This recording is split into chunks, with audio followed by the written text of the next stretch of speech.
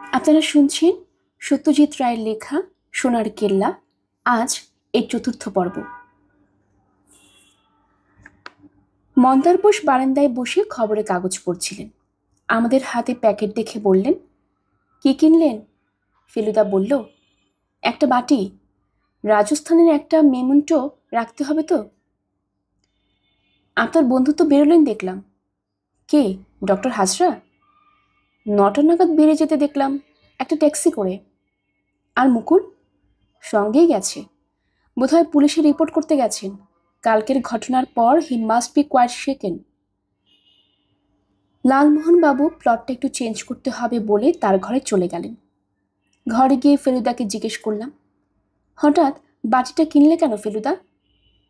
ফেলুদা সোফায় বসে বাটিটা মোড়ক থেকে খুলে টেবিলের উপর রেখে বলল, এটার একটা বিশেষত্ব আছে। কি বিশেষত্ব? জীবনে প্রথম একটা বাটি দেখলাম যেটাকে সোনার পাথর বাটি বললে খুব ভুল বলা হয় না। এরপরে আরও কোনো কথা না বলে সে ব্র্যাডসের পাতা উল্টোতে আরম্ভ করল। আমি আর কি করি, জানি এখন ঘন্টা খানেক ফেলুদার মুখ দিয়ে কোনো কথা বেরোবে না, বা তাকে কিছু জিজ্ঞেস করলে তার উত্তর পাওয়া যাবে না। তাই অজ্ঞতা বাইরে বেরোলাম।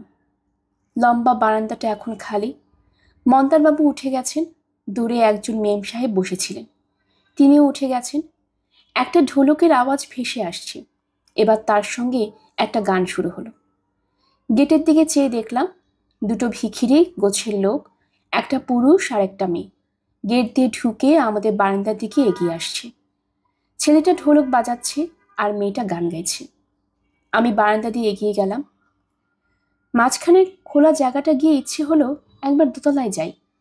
সেইটা প্রথম দিন থেকেই দেখছি, আর জানি যে উপরে ছাদ আছে। উঠে গেলাম সিঁড়ি দিয়ে। দোতলার মাঝখানে পাশাপাশি খানচারেক ঘর, সেগুলোর দুদিকে পূবে আর পশ্চিমে খোলা ছাদ। ঘরগুলোতে লোকজন নেই বলেই মনে হলো, কিংবা হয়তো যারা আছে তারা বেরিয়েছে।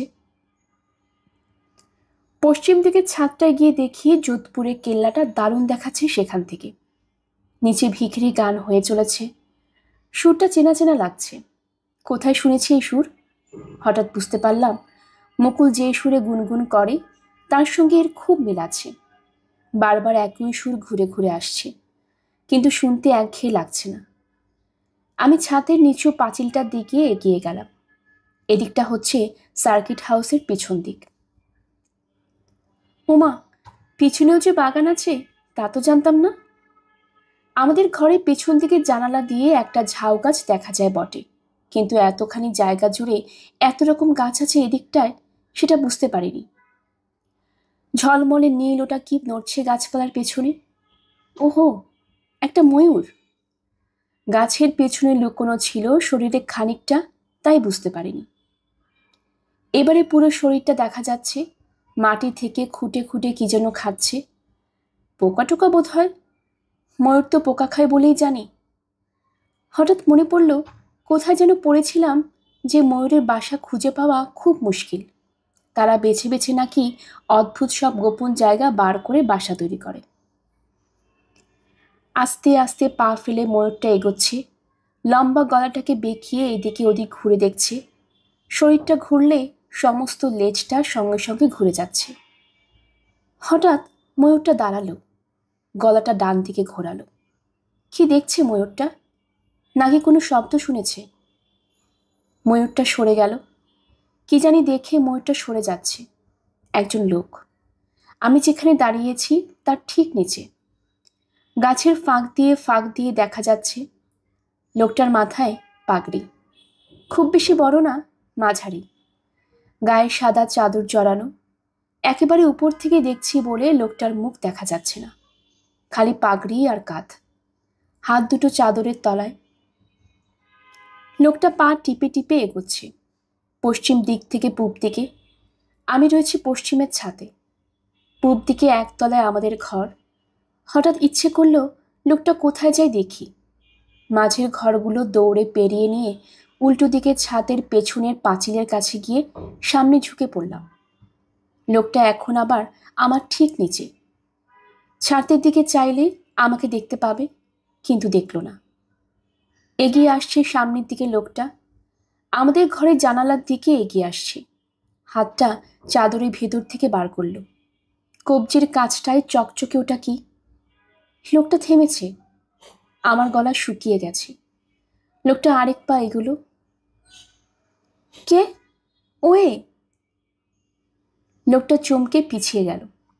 ময়ূরটা কর্কশ স্বরে ডেকে উঠেছে, আর সেই সঙ্গে সঙ্গেই আমিও চেঁচিয়ে উঠলাম, ফেলুদা! পাগড়ি পরা লোকটা ঊর্ধ্বশ্বাসে দৌড়ে যেদিক দিয়ে এসেছিল সেদিকে অদৃশ্য হয়ে গেল, আর আমিও দূর দাঁড় করে সিঁড়ি দিয়ে নেমে বারান্দা দিয়ে এক নিঃশ্বাসে দৌড় গিয়ে আমাদের ঘরের দরজার মুখে ফেলুদার সঙ্গে দড়াম করে কলিশন খেয়ে ভ্যাবাচাকা চুপ। আমাকে ঘরে টেনে নিয়ে গিয়ে ফেলুদা বলল, কি ব্যাপার বলতো? ছাদ থেকে দেখলাম একটা লোক পাগড়ি পরে তোমার জানলার দিকে আসছে। দেখতে কিরকম? লম্বা? জানি না, উপর থেকে দেখছিলাম তো। হাতে কি? ঘড়ি। আমি ভেবেছিলাম ফেলুদা ব্যাপারটা হেসে উড়িয়ে দেবে, কিংবা আমাকে বোকা আর ভীতু বলে ঠাট্টা করবে, কিন্তু তার কোনোটাই না করে ও গম্ভীরভাবে জানালাটার দিকে গিয়ে বাইরে মুখ বাড়িয়ে এদিক ওদিক দেখে নিল। দরজায় একটা টোকা পড়ল। কামিন। বেয়ারা কফি নিয়ে ঢুকলো। সেলাম সাব। টেবিলের উপর কফির ট্রেটা রেখে পকেট থেকে একটা ভাঁজ করা চিঠি বার করে ফেলুদাকে দিল। ম্যানেজার সামনে দিয়া। বেয়ারা চলে গেল। ফেলুদা চিঠিটা পড়ে একটা হতাশার ভাব করে ধপ করে সোফার উপর বসে পড়ল। কার চিঠি ফেলুদা? পড়ে দেখ। ডক্টর হাজরার চিঠি। ডক্টর হাজরার নাম লেখা প্যাডের কাগজে ইংরেজিতে লেখা ছোট্ট 4 লাইনের চিঠি। আমার বিশ্বাস আমাদের পক্ষে আজ যোধপুরে থাকা নিরাপদ নয়। আমি অন্য আরেকটা জায়গায় চললাম। সেখানে কিছুটা সাফল্যের আশা আছে মনে হয়। আপনি আর আপনার ভাইটি কেন আর মিথ্যে বিপদের মধ্যে জড়াবেন? তাই আপনাদের কাছে বিদায় না নিয়ে চললাম। আপনাদের মঙ্গল কামনা করি। ইতি HM হাজরা। ফেলুদা দাঁতে দাঁত চেপে বলল, অত্যন্ত হেস্টি কাজ করেছেন ভদ্রলোক। তারপর কফি না খেয়ে সোজা চলে গেল রিসেপশন কাউন্টারে। আজ একটি নতুন ভদ্রলোক বসে আছেন সেখানে। ফেলুদা জিজ্ঞেস করল, ডক্টর হাজরা কি ফিরবেন বলে গেছেন? না তো, উনি ভাড়া চুকিয়ে দিয়ে গেছেন। ফেরার কথা তো কিছু বলেননি। কোথায় গেছেন সেটা আপনি জানেন? স্টেশনে গেছেন এটাই শুধু জানি। ফেলুদা একটুক্ষণ ভেবে বলল, জয়সলমীর তো এখান থেকে ট্রেনে যাওয়া যায়, তাই না? আগে হ্যাঁ, বছর 2 হলো ডিরেক্ট লাইন হয়েছে। কখন ট্রেন? রাত 10টা। সকালের দিকে কোনো ট্রেন নেই? যেটা আছে সেটা অর্ধেক পথ যায়, পোকরান পর্যন্ত। সেটাই আধ ঘন্টা হলো ছেড়ে গেছে। পোকরান থেকে যদি গাড়ির ব্যবস্থা থাকে তাহলে অবশ্যই এই ট্রেনটাতেও জয়সলমীর যাওয়া যায়। কতটা রাস্তা পোকরান থেকে? 70 মাইল। সকালে যোধপুর থেকে অন্য কি ট্রেন আছে? ভদ্রলোক একটা বইয়ের পাতা উল্টে পাল্টে দেখে বললেন, 8টায় একটা প্যাসেঞ্জার আছে, সেটা বারমের যায়। 9টায় আছে Rewari passenger. That's all. Feluda কাউন্টারের উপর ডান হাতের আঙ্গুলের ডগা দিয়ে কয়েকবার অসহিষ্ণুভাবে টোকা দিয়ে বলল, জয়সলমীর তো এখান থেকে প্রায় 200 মাইল, তাই না? আগে হ্যাঁ। আপনি অনুগ্রহ করে একটা ট্যাক্সির বন্দোবস্ত করে দিবেন। আমরা 11:30 নাগাদ বেরোতে চাই। ভদ্রলোক সম্মতি জানিয়ে টেলিফোন তুললেন। কোথায় চলেন আপনারা? মন্দার বোস। স্নান টান করে ফিটফাট হয়ে হাতে সুটকেস নিয়ে বেরিয়েছেন ঘর থেকে। ফেলুদা বলল, একটু থর মরুভূমিটা দেখার ইচ্ছে আছে। ও, তার মানে নর্থ ওয়েস্ট। আমি যাচ্ছি একটু ইস্টে। আপনিও চললেন? My taxi should be here any minute নাও।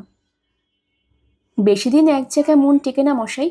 আর আপনারাও যদি চলে যান তাহলে তো সার্কিট হাউস খালি হয়ে যাচ্ছে এমনিতেও। কাউন্টারে ভদ্রলোক কথা শেষ করে টেলিফোনটা নামিয়ে রেখে বললেন, ইটস অ্যারেঞ্জড।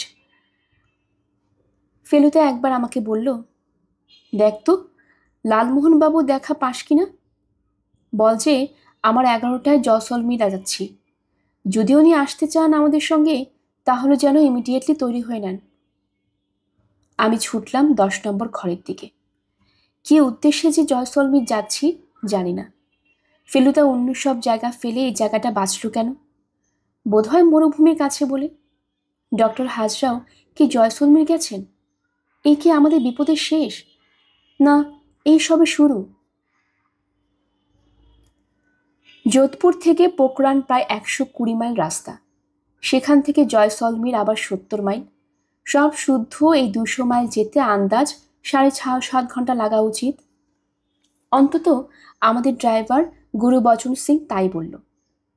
বেশ গোলগাল হাসি খুশি শিখ ড্রাইভারটিকে লক্ষ্য করছিলাম মাঝে মাঝে স্টিয়ারিং থেকে হাত দুটো সরিয়ে নিয়ে মাথার পেছন দিয়ে শরীরটা পেছন দিকে হেলিয়ে বিশ্রাম নিচ্ছে। গাড়ি অবশ্য তখনও চলছে, আর স্টিয়ারিং ঘোরানোর কাজটা সেরে নিচ্ছে ভুঁড়িটাকে এগিয়ে দিয়ে।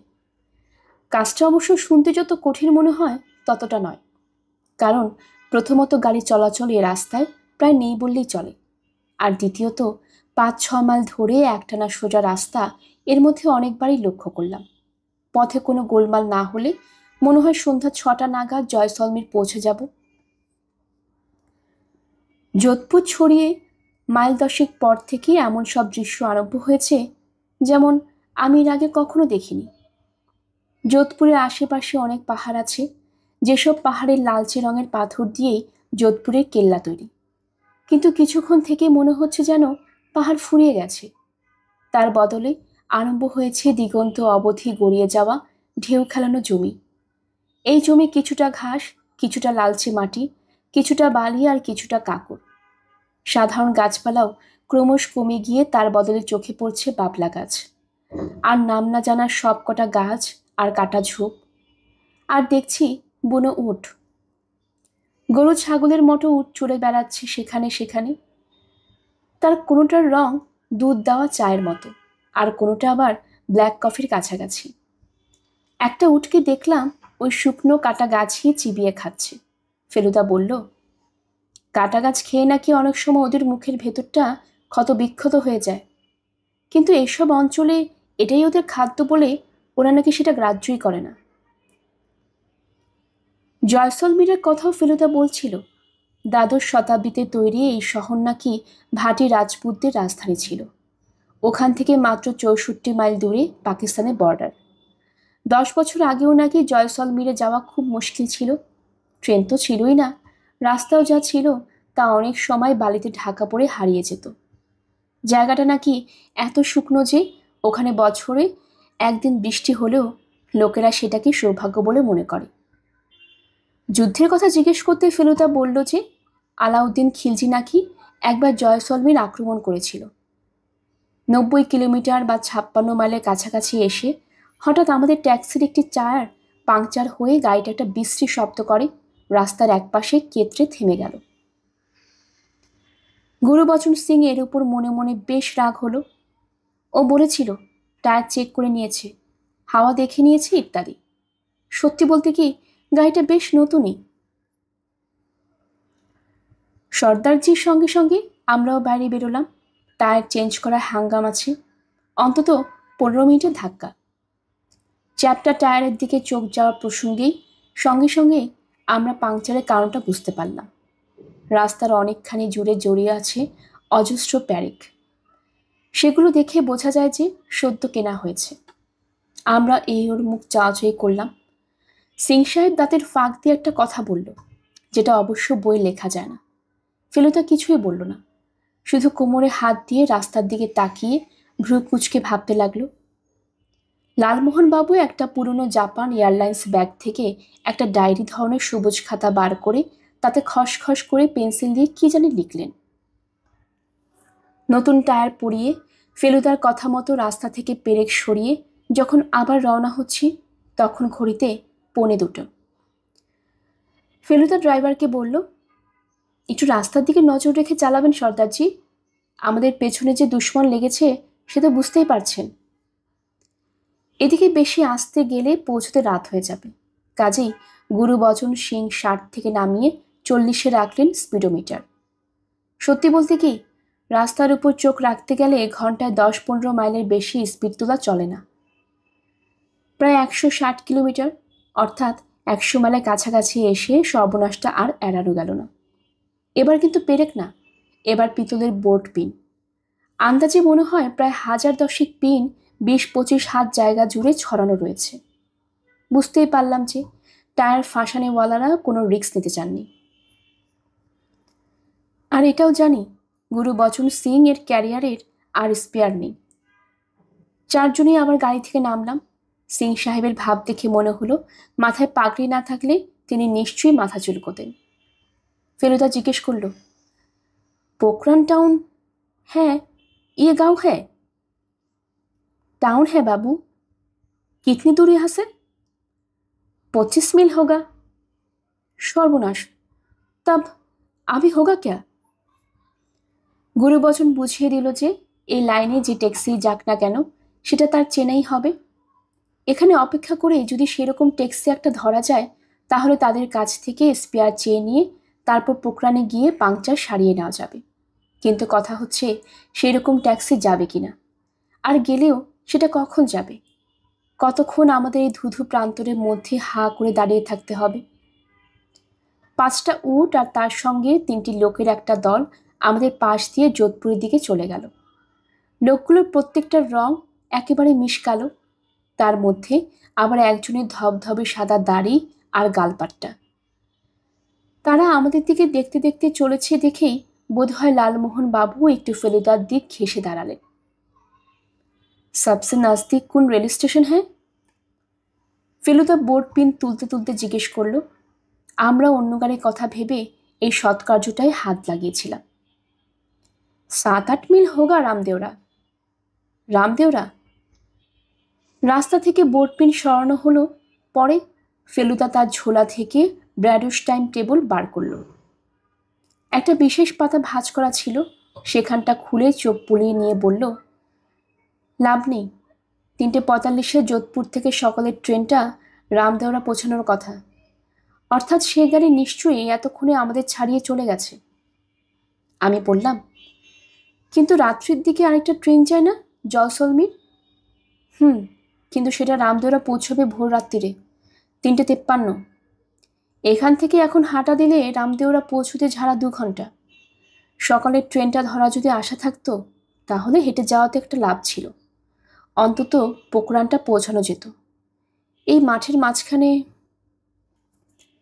লালমোহন বাবু এই অবস্থার মধ্যেও হেসে একটু কাপা কাপা গলায় বললেন, যাই বলুন মশাই, এইসব সিচুয়েশন কিন্তু উপন্যাসেই পাওয়া যায়, রিয়েল লাইফে যে এরকমটা। ফেলুদা হঠাৎ হাত বাড়িয়ে ভদ্রলোককে থামতে বললেন। চারিদিকে একটাও শব্দ নেই, সারা পৃথিবী যেন এখানে এসে বোবা হয়ে গেছে। এই নিস্তব্ধতার মধ্যে স্পষ্ট শুনতে পেলাম একটা ক্ষীণ আওয়াজ বুক বুক বুক বুক করে বুক বুক বুক বুক করছে। ট্রেন আসছে, পোখরানের ট্রেন, কিন্তু লাইন কোথায়? শব্দের দিকে একদৃষ্টে চেয়ে থেকে হঠাৎ দূরে চোখে পড়ল ধোঁয়া, আর তার সঙ্গে সঙ্গে দেখতে পেলাম টেলিগ্রাফের পোল। জমিটা ঢালু হয়ে গেছে তাই বোঝা যায় না। পিছনের লাল মাটির সঙ্গে লাল টেলিগ্রাফ পোল মিশে প্রায় অদৃশ্য হয়ে আছে। আকাশে মাথা উঁচিয়ে থাকলে আগেই চোখে পড়ত। দৌড়ো! ফেলুদা চিৎকারটা দিয়ে ধোঁয়া লক্ষ্য করে ছুট দিল, সঙ্গে সঙ্গে আমিও, আর আমার পিছনে জটায়ু। আশ্চর্য, ভদ্রলোক এই লিকপিকে শরীর নিয়ে এমন ছুটতে পারেন তা আমি ভাবতে পারিনি। আমাকে ছাড়িয়ে প্রায় ফেলুদাকে ধরে ফেলেন আর কি। পায়ের তলায় ঘাস, কিন্তু সে ঘাসের রং সবুজ নয়, একেবারে তুলোর মতো সাদা। তার উপর দিয়ে পড়ি কি মরি ছুট দিয়ে আমরা ঢালুর নিচের লাইনের ধারে পৌঁছে দেখি ট্রেনটা আমাদের 100 গজের মধ্যে এসে পড়েছে। ফেলুদা এক মুহূর্ত ইতস্তত না করে এক লাফে একেবারে লাইনের মাঝখানে দাঁড়িয়ে পড়ে 2 হাত মাথার উপর তুলে হৈ হৈ করে নাড়তে আরম্ভ করে দিল। ট্রেন এদিকে হুইসল দিতে আরম্ভ করেছে, আর সেই হুইসল ছাপিয়ে শোনা যাচ্ছে জটায়ুর চিৎকার, রোককে রোককে, হল্ট হল্ট, রোককে।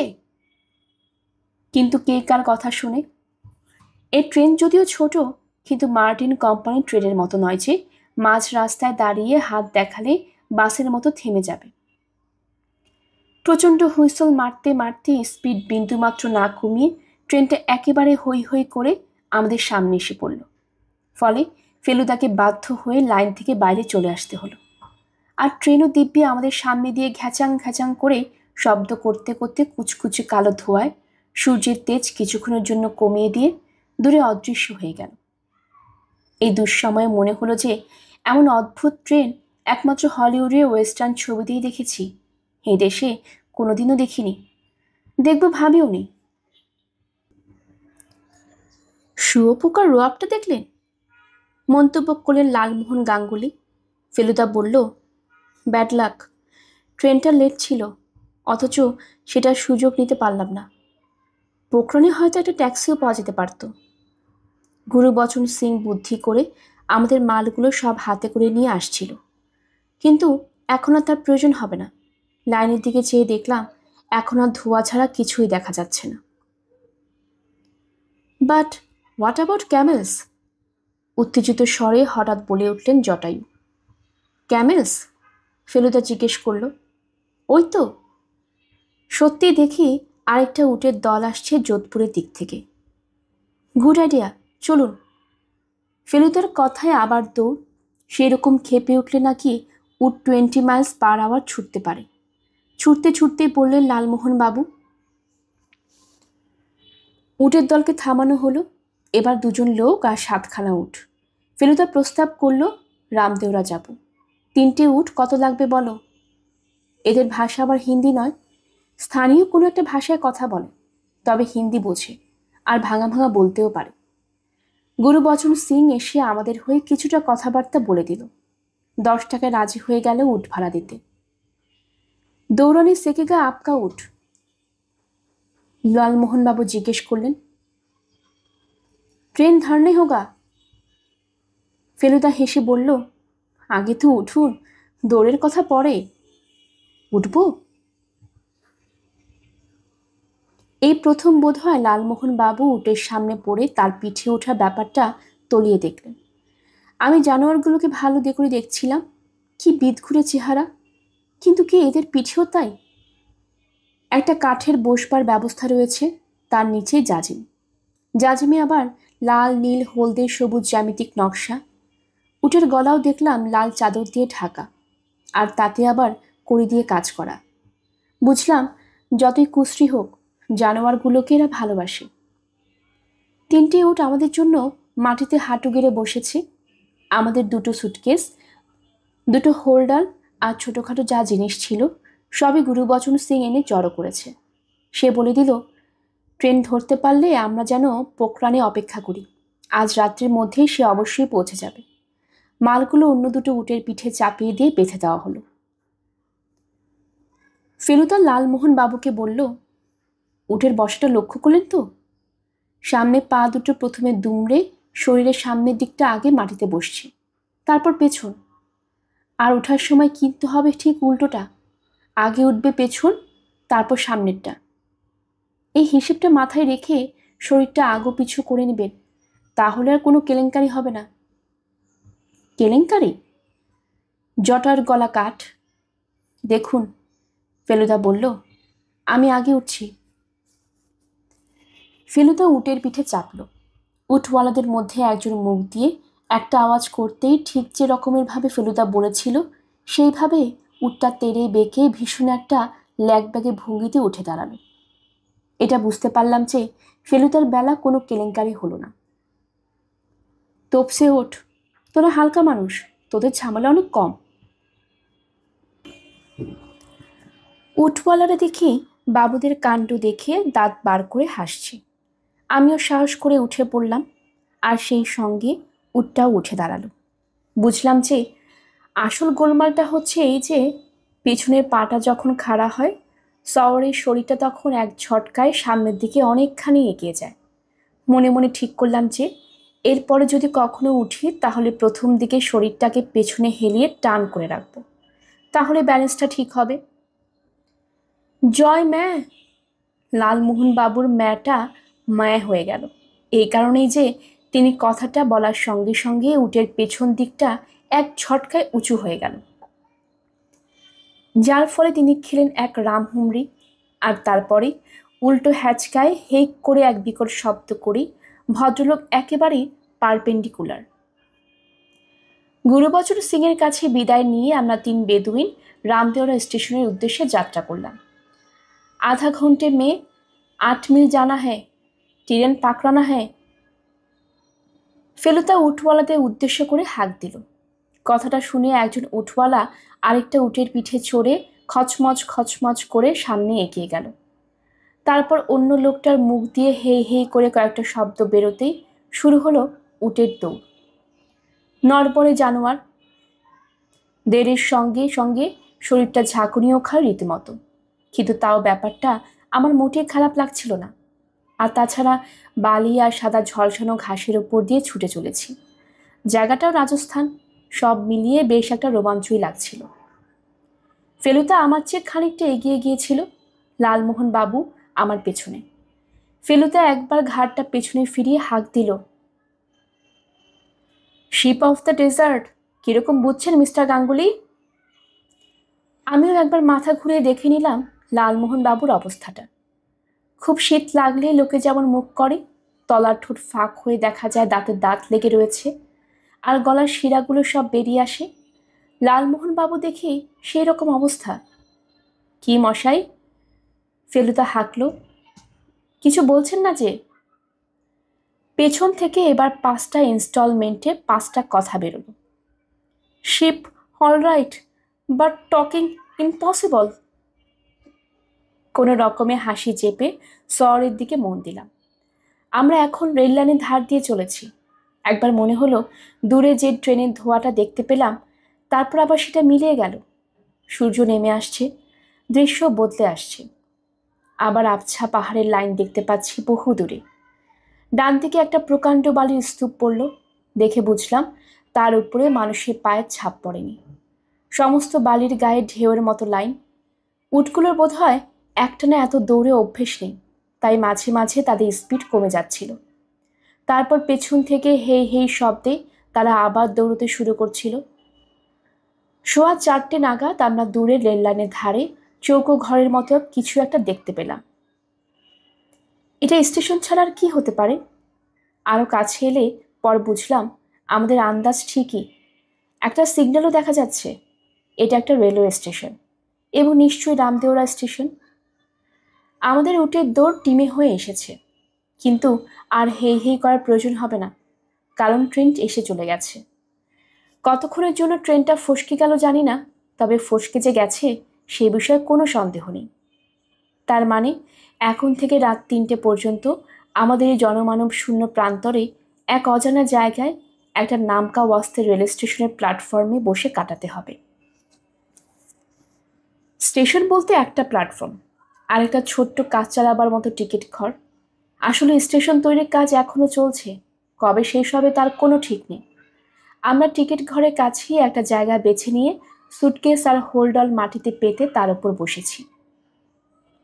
এখানে বসার একটা কারণ এই যে কাছেই একটা কাঠের পোস্টে একটা কেরোসিনের বাতি জ্বলছে। কাছে অন্ধকার হলেও সেই আলোতে আমরা অন্তত পরস্পরের মুখটা দেখতে পাবো। স্টেশনের কাছে একটা ছোটোখাটো গ্রাম জাতীয় ব্যাপার আছে। ফেলুদা একবার সেদিকটা ঘুরে এসে জানিয়েছে যে খাবারের দোকান বলে কিছুই নাকি সেখানে নেই। খাবার বলতে আমাদের এখন যার সম্বল দাঁড়িয়েছে সেটা হচ্ছে ফ্লাস্কের মধ্যে সামান্য জল আর লালমোহন বাবুর কাছে 1 টিন জিভে গজা। বুঝতে পারছি আজ রাতটা এই গজা খেয়েই থাকতে হবে। মিনিট 10 হলো সূর্য ডুবেছে, কিছুক্ষণের মধ্যে অন্ধকার ঘনিয়ে আসবে। গুরুবচন সিং আসবে বলে বিশেষ ভরসা হয় না, কারণ আমরা এই যে 3 ঘন্টা হলো এসেছি তার মধ্যে একটা গাড়িও যায়নি রাস্তা দিয়ে, না যোধপুরের দিকে না জয়সলমীর দিকে। রাত 3টে পর্যন্ত এই প্ল্যাটফর্মে বসে থাকা ছাড়া আর কোনো উপায় আছে বলে মনে হয় না। ফেলুদা ওর সুটকেসটার উপর বসে রেলের লাইনের দিকে চেয়ে আছে একদৃষ্টে। ওকে এর মধ্যে বার 2-3 দেখেছি বা হাতের তেলোর চাপে ডান হাতের আঙ্গুল মটকাতে। বেশ বুঝছি ওর ভেতর একটা চাপা উত্তেজনার ভাব রয়েছে, আর তাই ও কথাও বলছে না বেশি। ডালদার টিনটা খুলে একটা জিভে গজা বার করে তাতে একটা কামড় দিয়ে লালমোহনবাবু বললেন, কি থেকে কি হয়ে যায় মশাই, আগ্রা থেকে যদি এক কামরায় সিট না পড়তো তাহলে কি আর এইভাবে আমার হলিডের চেহারাটা পাল্টে যেত? আপনার কি আফসোস হচ্ছে? ফেলুদা জিজ্ঞেস করল। বলেন কি মশাই? ফেলুদার প্রশ্নটা ভদ্রলোক হেসেই উড়িয়ে দিলেন। তবে কি জানেন, ব্যাপারটা যদি আমার কাছে আর একটু ক্লিয়ার হতো তাহলে মজাটা আরও জমতো। কোন ব্যাপারটা? কিছুই তো জানি না মশাই, খালি শালটককের মতো এদিকে থাপ্পড় খেয়ে ওদিকে যাচ্ছি, আর ওদিকে থাপ্পড় খেয়ে এদিকে আসছি। এমনকি আপনি যে আসলে কে, হিরো না ভিলেন, তাই তো বুঝতে পারছি না। কি হবে জেনে? ফেলুদা মুচকি হেসে বলল, আপনি যখন উপন্যাস লেখেন সব জিনিস কি আগে থেকে বলে দেন? এই রাজস্থানের অভিজ্ঞতাটাকে একটা উপন্যাস বলে ধরে নিন না, গল্পের শেষে দেখবেন সব রহস্য পরিষ্কার হয়ে গেছে। আমি আস্ত থাকবো তো গল্পের শেষে? জ্যান্ত থাকবো তো? ঠেকায় পড়লে আপনি যে দৌড়িয়ে খরগোশকেও হার মানাতে পারেন সেটা তো চোখেই দেখলাম। এটা কি কম ভরসার কথা? একটা লোক এসে কখন জানি কেরোসিনের বাতিটা জ্বালিয়ে দিয়ে গেছে। সেই আলোয় দেখতে পেলাম স্থানীয় পোশাক পরা দুটো পাগড়িধারী লাঠি ঠক ঠক করতে করতে আমাদের দিকে এগিয়ে আসছে।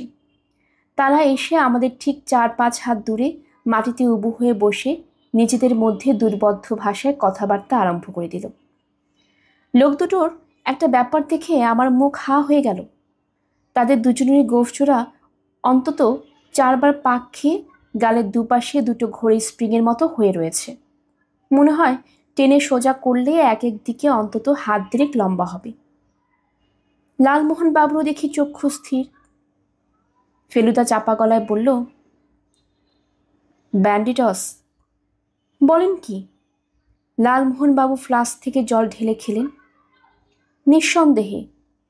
লালমোহনবাবু এবার ডালদার টিনটা বন্ধ করতে গিয়ে ঢাকনাটা হাত থেকে ফসকে ফেলে একটা বিশ্রী খ্যানখ্যানে শব্দ করে নিজেই আরও বেশি নার্ভাস হয়ে পড়লেন। গল্পের আসবাই অগ্নিলা চ্যানেলে আপনারা শুনছিলেন সত্যজিৎ রায়ের লেখা ফেলুদা সিরিজ থেকে সোনার কেল্লা। আসছিল 4র্থ পর্ব। আমাদের গল্প পাঠ ভালো লেগে থাকলে কাইন্ডলি সাবস্ক্রাইব করে নেবেন। আরও অনেক গল্প পাঠ রয়েছে। আমাদের গল্প পাঠ আপনার কাছে কেমন লাগে অবশ্যই কমেন্ট করে জানাবেন। আশেপাশে যারা আছে তাদের সবাইকে জানিয়ে দিবেন। পরবর্তী পর্ব শোনার জন্য আমন্ত্রণ জানানো হলো। সবাই ভালো থাকবেন। ধন্যবাদ।